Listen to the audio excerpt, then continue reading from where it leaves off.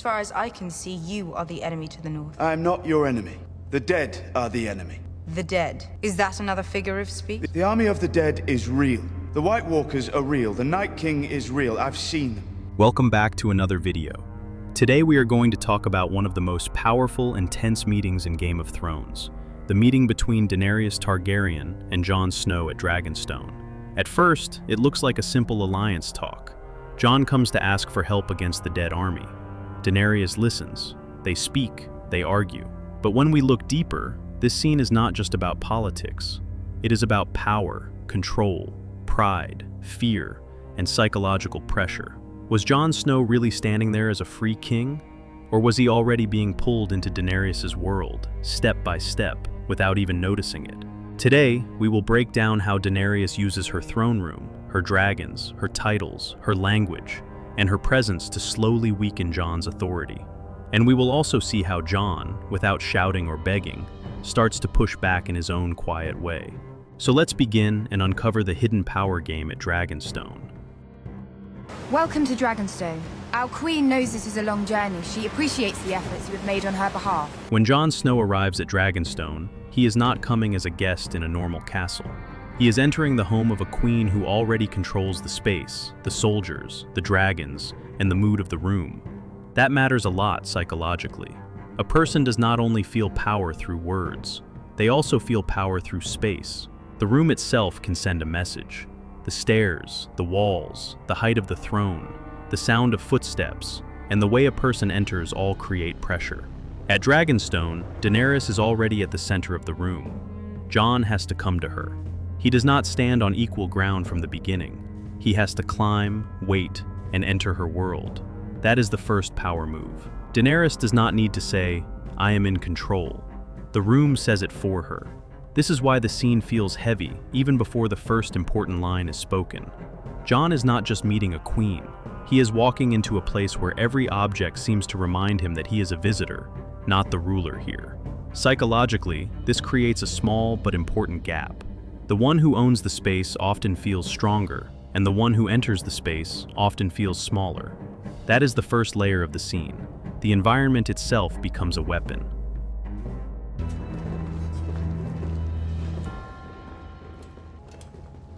In this scene, Daenerys does not arrive on a dragon. She is already inside Dragonstone, calm, composed, and in full control of her space. But that doesn't mean the dragons are not part of the power play. Even without flying into the scene, the dragons are always present in the background of her authority. Jon Snow already knows who she is. He knows she has dragons. He has seen what they can do, and that knowledge itself creates pressure. This is a very important psychological idea. You don't always need to show power directly. Sometimes it's stronger when it's just known. Daenerys doesn't need to make a dramatic entrance. She sits on her throne, speaks calmly, and lets her reputation do the work. Her power feels stable, not performative. The dragons become something even more dangerous in this way. They are not being used loudly. They exist as a constant, invisible threat. For Jon, this changes how he must behave. He is not just speaking to a queen. He is speaking to someone who has the ability to destroy entire armies if she chooses. Did you see 3 dragons flying overhead when you arrived? I did. And did you see the Dothraki, all of whom have sworn to kill for me? Even if Daenerys never mentions the dragons in that exact moment, they are part of every word she speaks. That's what makes her presence so strong. She doesn't need to prove her power. Everyone in the room already believes it. And this creates a deeper kind of intimidation, not based on fear in the moment, but based on what could happen if things go wrong. You stand in the presence of Daenerys Stormborn of House Targaryen, rightful heir to the Iron Throne. This is Jon Snow. He's king in the north. Jon Snow and Daenerys Targaryen are both leaders, but they lead in very different ways. Jon leads through honesty, sacrifice, and seriousness. He does not usually try to impress people. He often speaks like a man who cares more about truth than image. Daenerys leads through identity, power, and belief in destiny. She knows who she is, and she wants other people to see it too. This difference creates tension from the start. The dead are the enemy. The army of the dead is on the march. When Jon speaks, he sounds direct and practical. He is there for one reason. The dead are coming, and the living must unite. He does not waste time. Daenerys, on the other hand, brings titles, history, and status into the conversation. She does not just speak as Daenerys, she speaks as queen, heir, breaker of chains, and last of her line. That is a huge psychological difference. Jon wants urgent action. Daenerys wants recognition. Jon wants help. Daenerys wants respect. Jon talks about the threat. Daenerys talks about power. This is why their dialogue feels like a clash between two very different worlds. Jon is thinking about saving lives. Daenerys is thinking about legitimacy, legacy, and control. Neither is completely wrong, but both are trying to pull the conversation in their own direction. That is what makes the scene so interesting. It is not simply a conversation. It is a struggle between two leadership styles. And in that struggle, Daenerys has the stronger starting position. You stand in the presence of Daenerys Stormborn of House Targaryen, rightful Queen of the Andals and the First Men, protector of the Seven Kingdoms. One of Daenerys' strongest weapons in this scene is her language. She does not speak like someone who is unsure. She speaks like someone who expects the world to remember her importance. Her titles matter because they are not just words, they are tools. When she speaks with long titles and royal identity, she is doing something very smart psychologically. She is reminding Jon that she is not an equal stranger in the room. She is a ruler with a family history, a claim, and a story that she believes others must accept. This creates pressure on Jon because it forces him to respond not just to a woman, but to a symbol of power. Daenerys also uses the story of her birthright. She wants her claim to be seen as ancient, rightful, and unavoidable. In her mind, she is not simply asking for loyalty. She is asking the world to recognize what was taken from her family. This is where her psychological power becomes strongest. She turns history into authority. She turns suffering into legitimacy. She turns family loss into a reason for obedience. For Jon, this is dangerous because he is not easily moved by titles. He does not care about royal stories in the same way she does. He cares about what is real in the present. The dead are real. The danger is real. The mission is real. So when Daenerys leans on her royal language, Jon does not fully react the way she may expect. That creates friction. And friction is important. Because when one person's pressure does not work fully, the power game changes. Daenerys wants Jon to step into her world of lineage and rule.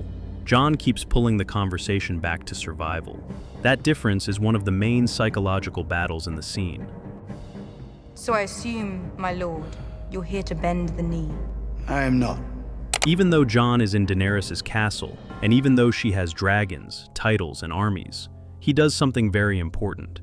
He does not act afraid. This matters more than it may seem. Power does not work well on a person who refuses to feel small. Jon does not flatter her too much. He does not act impressed by every symbol around him. He is respectful, but he is not weak. That creates a new kind of tension. Daenerys expects many people to respond to her presence with fear, admiration, or blind loyalty. Jon gives her none of those in full. He gives her something else: seriousness. He treats the meeting as a real problem, not a royal performance. That can be frustrating for Daenerys because her power does not fully break him. Psychologically, this is the moment where Jon starts to gain something back. He may not control the room, but he controls his own mind, and that is extremely important. A person who stays calm in front of power is harder to manipulate. Jon's refusal to fully bow to her status forces Daenerys to adjust. She cannot simply dominate him with images, titles, or dramatic presence alone. She has to actually listen. This is a quiet but major shift. Jon's strength is not loud, it is steady. He does not win the scene by force. He wins part of it by not giving her the emotional reaction she wants. That is why his character remains strong, even in a room full of superior symbols. He may be a guest, but he is not mentally defeated. I am the last Targaryen, Jon Snow. Honor the pledge your ancestor made to mine. You're right. You're not guilty of your father's crimes, and I'm not beholden to my ancestors' vows. As the scene moves away from the formal throne room and into more open spaces, the power balance begins to change. This is not accidental. The throne room is controlled, shaped, and built for symbols. It is about rank and hierarchy. But the open cliffs and natural spaces feel different. They are less controlled. They feel more honest. That shift matters because psychology changes when the setting changes. In a closed room, Daenerys has the advantage. In an open space, the conversation becomes less about royal image and more about direct human connection. Jon becomes more effective when the conversation is less about ceremony and more about truth. He is not fascinated by the throne. He is not trying to perform for her. He speaks about danger, survival, and the dead. In the open air, this practical side of him feels stronger. Daenerys also changes here. Her control is still there, but the environment no longer feels like a complete extension of her authority. The space becomes less about domination and more about possibility. This is important because it shows that power is not fixed. It changes depending on where people are, how they stand, and what kind of conversation they are having. The cliffs and open areas create a feeling that the rigid rules are loosening. For a moment, the power game shifts from queen and guest to two people who both carry pain and responsibility. That is a very different emotional state. They fought together against their common enemy, despite their differences, despite their suspicions, together. The cave sequence is one of the most important parts of the whole Dragonstone storyline. Here, the power dynamic changes again. In the cave, the conversation is no longer mainly about titles. It becomes about truth, history, and the real threat above all political pride. This is where both characters are forced to face something bigger than themselves. Daenerys begins to see that Jon is not just another man refusing to bend. He is someone who is willing to risk everything for a cause bigger than power. And Jon begins to see that Daenerys is not only a queen chasing a crown. She is someone capable of understanding the danger if she is shown the truth. The cave is important because it strips away some of the performance. No throne, no dragons overhead, no grand audience, just truth. Psychologically, this creates a temporary truce. They are not equals in power, but they become closer in purpose. This is the first time the meeting stops feeling like one person trying to dominate the other, and starts feeling like two leaders struggling to understand each other. The cave is also symbolic. It is a hidden place, a deeper place, a place away from the public eye. That means the truth can survive there more easily than in the throne room. The power of history becomes less important than the reality of the threat. For a moment, Daenerys and Jon are not playing roles. They are reacting to something real. And that is why this part of the story feels so strong. It shows that fear can sometimes create unity, even between people who are naturally pulling in different directions. By the end of these Dragonstone interactions, it becomes clear that both characters change. Daenerys gains something important: access to Jon's trust, respect, and eventual loyalty. She does not fully defeat him, but she does bring him closer into her world. Jon loses something too.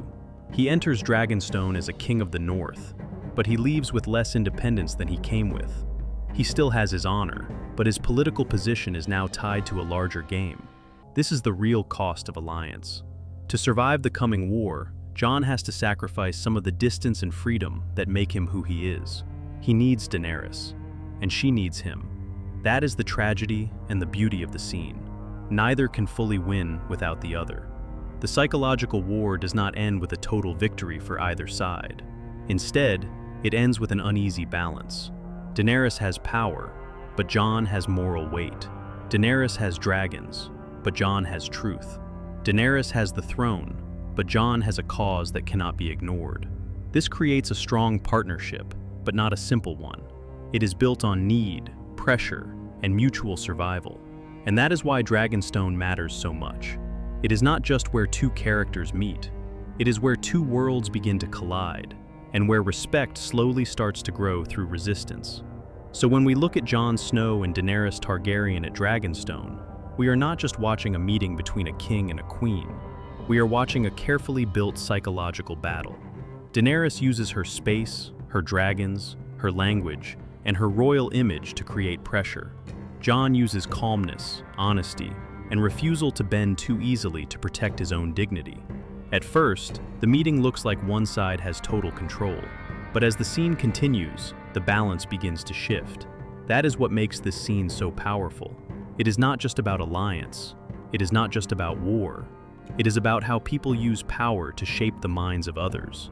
And in Dragonstone, both Jon and Daenerys begin to realize that the real battle is not always fought with swords. Sometimes it is fought with presence, silence, posture, and words. If you enjoyed this breakdown, make sure to subscribe to the channel, because more deep psychological Game of Thrones analysis is coming soon. And don't forget to comment below.